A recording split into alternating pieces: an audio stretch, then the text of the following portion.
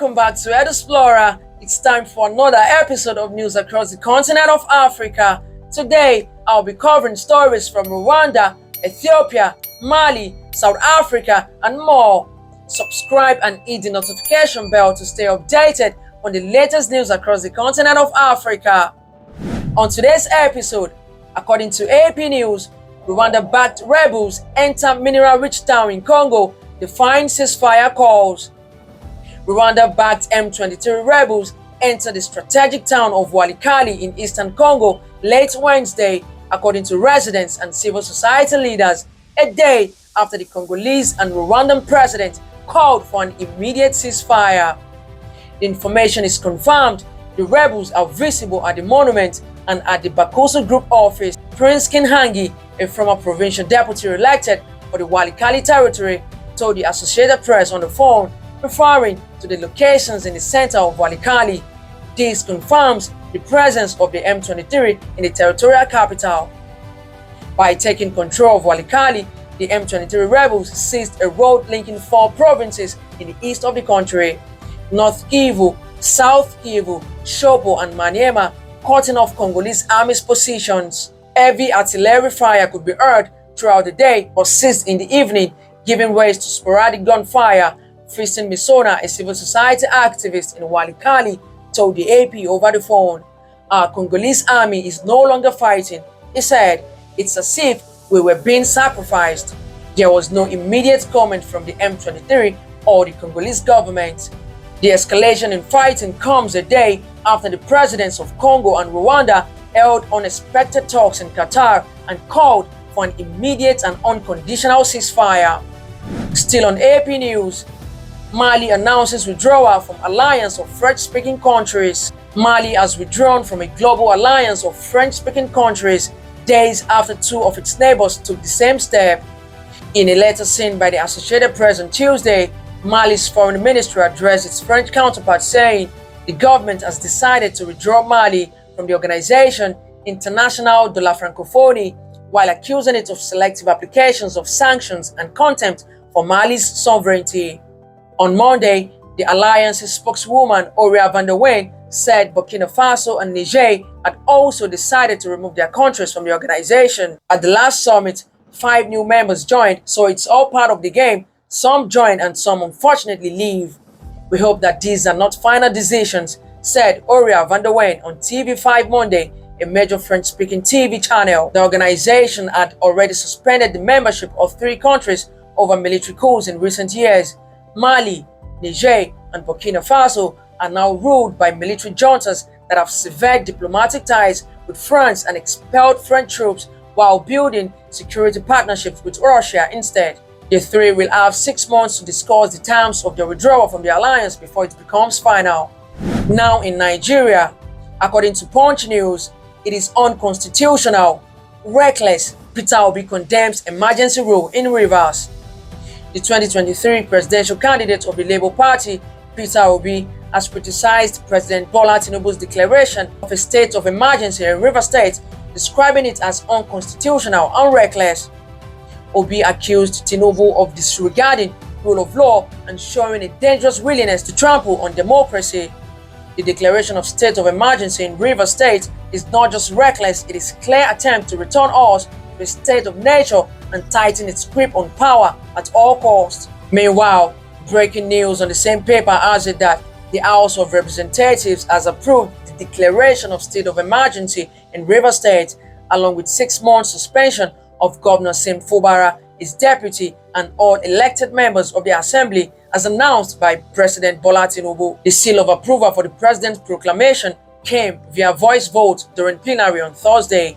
Back on AP News, a roadside bomb in Mogadishu targeted the president's convoy, the Somalian government says. A roadside bomb exploded Tuesday near Somalia's presidential palace, and the government said the attack by a militant group targeted the president's convoy. The Information Ministry in a statement called the attack in the capital Mogadishu a cowardly act of desperation by the militant group Al-Shabaab, which claimed responsibility. Al-Shabaab, which opposes Somalia's federal government, frequently carries out bombings and assaults targeting government officials and military personnel in the Horn of Africa nation. The group controls parts of rural Somalia and poses a significant threat despite sustained military operations by government troops and African Union peacekeepers. Tuesday's explosion happened near the presidential palace right after President Hassan Sheikh Mohammed was driven out of the palace grounds in a convoy heading to the main airport. On African news, thousands of South Africans expressed interest in the U.S. resettlement plan. Nearly 70,000 South Africans have shown interest in relocating to the United States following Washington's initiative to resettle members of the country's Afrikaner community, according to a business group. The South African Chamber of Commerce in the USA, SACUSA, reported that its website was inundated with registrations from individuals seeking more details about the program. In a February executive order, President Donald Trump stated that Afrikaners, descendants of predominantly Dutch settlers from the 17th century, qualified for refugee status as they were victims of unjust racial discrimination. Diplomatic relations between the US and South Africa have deteriorated since Trump took office in January. SACUSA described the submission of the registration list to the US Embassy in Pretoria as a significant milestone. An embassy representative confirmed to BBC that the document had been received. Elsewhere in Namibia, according to All Africa News, "Pray for me," Namibia's President-elect Netumbo Nandi-Ndaitwah. President-elect Netumbo Nandi-Ndaitwah has called on Namibians to continue praying for her as she prepares to take on significant responsibility this week. To be a president requires a serious person because all Namibians will rely on my shoulders. Running a country is not like campaigning, she said. Nandi-Ndaitwah made these remarks yesterday when she attended a religious service at the Onamutai Anglican Church. This is her home church where she has been a member since her childhood. Still on All Africa News, Nigeria fuel price hike looms as Dangote stops sale of petroleum products in Naira. The company said the decision is necessary to avoid a mismatch between its sales proceeds and its crude oil purchase obligations, which are currently denominated in US dollars. Dangote Refinery on Wednesday announced the temporary suspension of sales of petroleum products in Naira. The company, in a statement signed by its management, said the decision is necessary to avoid a mismatch between its sales proceeds and its crude oil purchase obligations, which are currently denominated in dollars. The decision implies that marketers of petroleum products like petrol and diesel who want to buy the product from the Dangote refinery will pay in dollars. This will lead to an increase in the pump price of the product across Nigeria. Taxiing down to Ethiopia, Ethiopia's Abiy rules out war with Eritrea over Red Sea access, according to Reuters. Ethiopia's Prime Minister Abiy Ahmed said on Thursday that his government would not seek conflict with long-time foe Eritrea over access to Red Sea after regional officials and experts warned of a possible war between the Horn of Africa neighbors. Fears of war emerged in recent weeks after Eritrea ordered a nationwide military mobilization, according to human rights group, and Ethiopia deployed troops toward the border, diplomatic sources and officials told Reuters. Ethiopia does not have any intentions of engaging in conflict with Eritrea for the purpose of gaining access to the sea, Abiy said, according to a post by his office on X. Although access to the Red Sea was an existential matter for landlocked Ethiopia, his government wanted to address it peacefully via dialogue, Abiy added. Renewed clashes between two of Africa's largest armies would end in a historic rapprochement for which Abiy won the Nobel Peace Prize in 2019 and risk a humanitarian disaster in a region already grappling with fallout from the war in Sudan.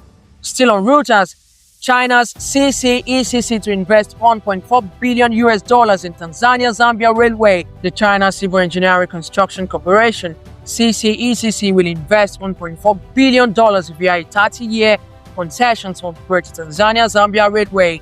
The lines operator said on Thursday as competition for Africa's critical minerals heats up.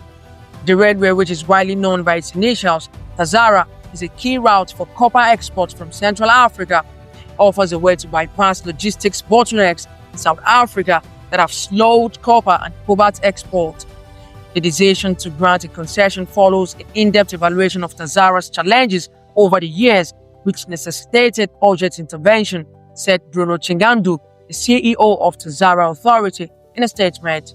Lastly, on today's episode, according to BBC, Ghana journalist awarded $18 million in US after suing ex-MP. A US court awarded Ghanaian investigative journalist Ayemyo Anas $18 million, 14 million euros in damages after a jury said he was defamed by former Ghanaian MP Kennedy Agyapong. The case stems from comments Agyapong made about Anas after his BBC investigation in 2018 that exposed football corruption in Ghana and elsewhere. The court heard that Agyapong, among other accusations made on podcast, had called the reporter a criminal and alleged he was behind the murder of fellow journalist Ahmed Swale.